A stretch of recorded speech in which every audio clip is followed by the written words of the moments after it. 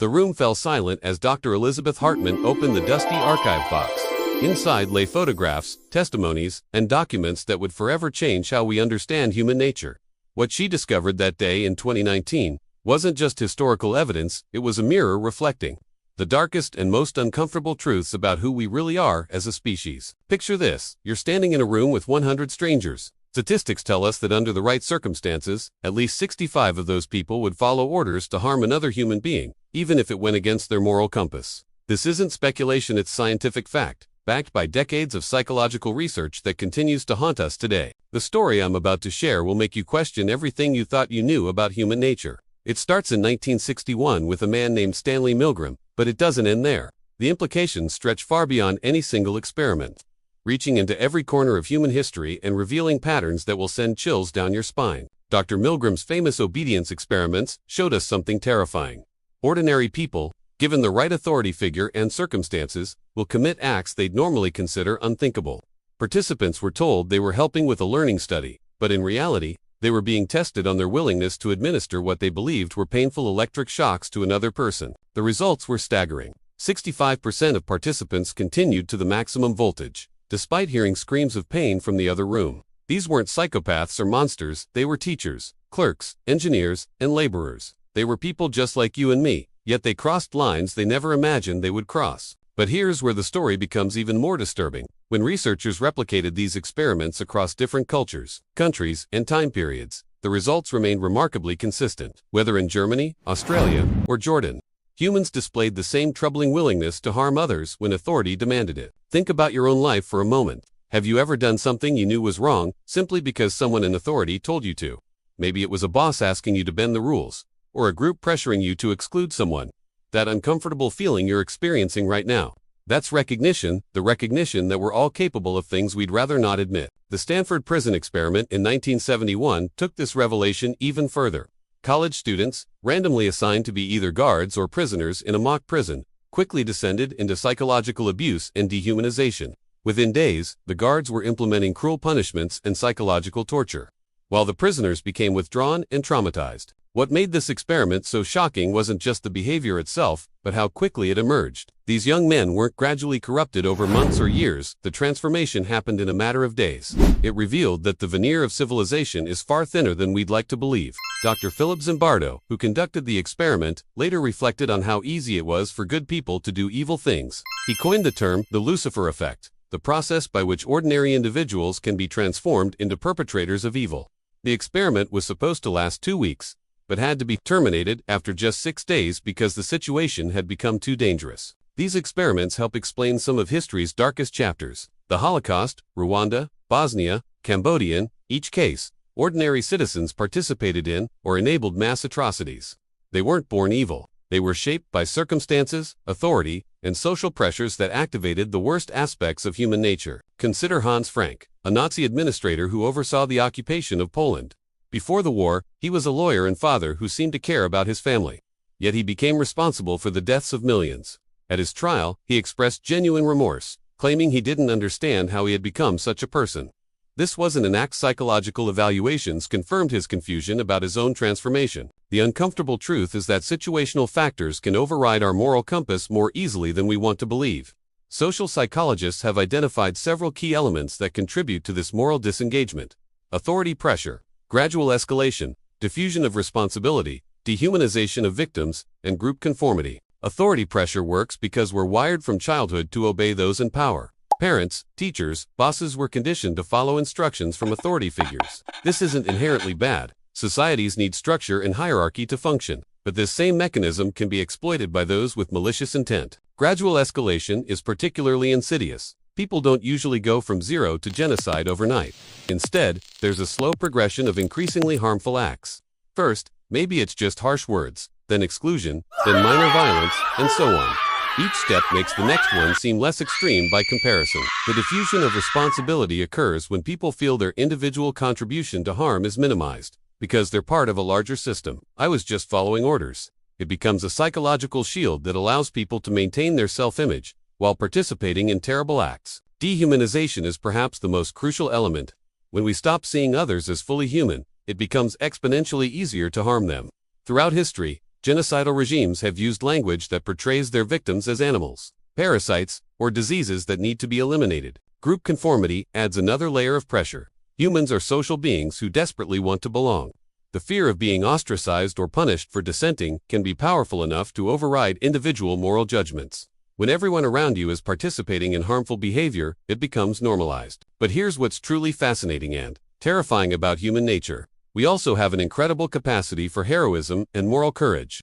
The same species that produced Hitler also produced people like Oskar Schindler, Raoul Wallenberg, and Irena Sendler, who risked everything to save others. Studies of rescuers during the Holocaust reveal interesting patterns. They weren't necessarily more moral or religious than their neighbors. Instead, they often had certain personality traits. They were more likely to be independent thinkers, had strong personal values that transcended group loyalty, and possessed what psychologists call moral imagination, the ability to see situations from others' perspectives. The story of Witold Pilecki illustrates this beautifully. This Polish cavalry officer voluntarily got himself arrested and sent to Auschwitz to gather intelligence and organize resistance from within. He spent nearly 3 years in the concentration camp, witnessing unimaginable horrors while secretly documenting Nazi crimes and helping other prisoners escape. What drove Pilecki to take such extraordinary risks? His letters and testimonies reveal a man who simply couldn't ignore suffering. When he had the power to act, he wrote, in the face of the fashion of complaining about the difficulties of life, a man should conduct himself with dignity. His moral imagination wouldn't allow him to look away. Modern neuroscience is beginning to explain these differences in moral behavior. Brain imaging studies show that people who engage in harmful acts often have reduced activity in areas associated with empathy and moral reasoning. However, this doesn't mean they're destined to be cruel. These patterns can change based on environment and conscious effort. The implications of this research extend far beyond historical atrocities. We see the same psychological mechanisms at work in corporate fraud, political corruption, cyberbullying, and even everyday workplace harassment. Understanding these patterns gives us power to recognize and resist them. Consider the 2008 financial crisis. Thousands of bankers, traders, and executives participated in practices they knew were harmful to society. They weren't evil people plotting world domination, they were ordinary individuals caught in systems that rewarded short-term thinking and punished ethical concerns. Social media has created new avenues for these dark aspects of human nature to emerge. Online disinhibition allows people to say and do things they'd never consider in face-to-face interactions. The anonymity and distance provided by screens make it easier to dehumanize others and engage in cruel behavior. Cyberbullying campaigns often follow the same patterns as historical persecution. A target is identified, gradually dehumanized, and then subjected to coordinated harassment. Participants might tell themselves they're fighting for justice, but the underlying psychology is remarkably similar to mob mentality throughout history. The rise of political polarization demonstrates how easily we can be manipulated into seeing fellow citizens as enemies. When political leaders use dehumanizing language about their opponents, they're activating the same psychological mechanisms that have led to violence throughout history. But understanding these dark aspects of human nature isn't meant to make us desperate, it's meant to empower us. Knowledge is our best defense against our own worst impulses. When we recognize the warning signs of moral disengagement, we can take steps to counteract them. Research shows that certain practices can strengthen our moral resistance. Diverse social networks expose us to different perspectives and make it harder to dehumanize entire groups.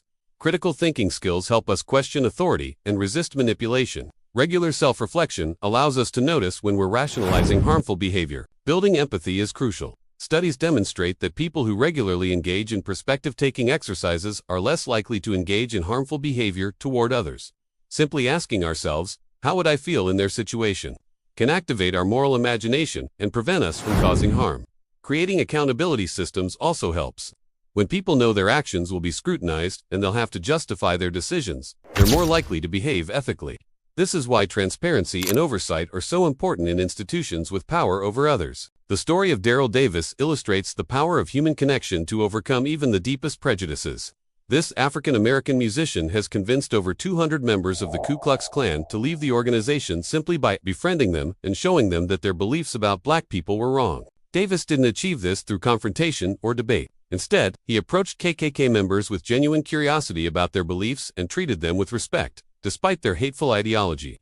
Over time, personal relationships broke down the psychological barriers that had allowed them to dehumanize an entire race. His approach works because it addresses the root cause of prejudice, lack of meaningful contact between groups. When people only know others through stereotypes and media portrayals, it's easy to maintain harmful beliefs. But face-to-face relationships make dehumanization nearly impossible. The COVID-19 pandemic provided a real-time laboratory for observing human nature under stress. We saw both the worst and best of humanity emerge simultaneously. Some people hoarded resources and refused to follow public health guidelines, while others made enormous personal sacrifices to protect vulnerable community members. Healthcare workers, grocery clerks, and delivery drivers risked their own safety to serve others. Teachers found creative ways to continue educating children despite unprecedented challenges. Neighbors checked on elderly residents and organized mutual aid networks. These examples remind us that moral courage and compassion are just as much a part of human nature as our capacity for harm. The key insight from decades of research is that human nature isn't fixed. We're not doomed to repeat the mistakes of history, nor are we guaranteed to avoid them. Our behavior depends heavily on the situations we find ourselves in and the choices we make about how to respond. This is both sobering and hopeful. It means we bear responsibility for creating conditions that bring out the best in people rather than the worst. It means we must be vigilant about the systems and institutions we support. And it means each of us has the power to influence whether humanity moves toward greater compassion or greater cruelty. The research reveals that moral behavior is like a muscle. It gets stronger with exercise and weaker with neglect. Every time we choose empathy over indifference, courage over conformity, and compassion over cruelty, we're strengthening our moral capacity and modeling better behavior for others. As we face current global challenges, climate change, inequality, technological disruption, political division, understanding human nature becomes more crucial than ever. The same psychological mechanisms that led to historical atrocities could easily be activated again if we're not careful. But the same capacity for moral courage that produced heroes in the darkest times can be cultivated and strengthened. The choice is ours. We can learn from these grim chapters of human history and use that knowledge to build a more compassionate world. Or we can ignore the lessons and risk repeating the same tragic patterns. The evidence is clear. We have the capacity for both great evil and great good. Which path we choose depends on our willingness to face uncomfortable truths about ourselves and take responsibility for our collective future. What we've learned from studying the darkest aspects of human nature ultimately gives us reason for hope.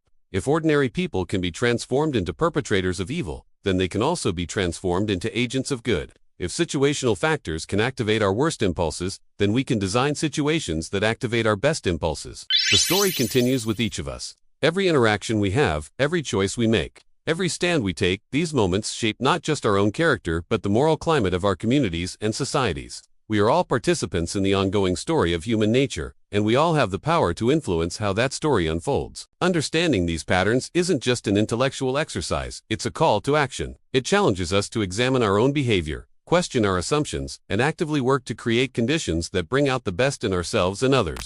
The future of human civilization may well depend on how seriously we take these lessons and how committed we are to applying them. So I ask you, what will you do with this knowledge? How will you use these insights to make better choices in your own life? What situations in your community or workplace need someone with moral courage to speak up? The grim chapters of history don't have to be repeated, but only if enough of us choose to write a different story. Ready to dive deeper into the fascinating psychology of human behavior? Subscribe to our channel and join thousands of viewers exploring the hidden truths that shape our world. Hit that subscribe button and the notification bell. You won't want to miss what we uncover next. What's your take on these revelations about human nature? Have you ever found yourself in a situation where you had to choose between conformity and your conscience? Share your thoughts in the comments below, and let's start a conversation about how we can use this knowledge to build a better world. Your perspective matters, and together we can learn from both the darkest and brightest chapters of human experience. Tell us which country or city you're watching from. See you in the next video. Bye.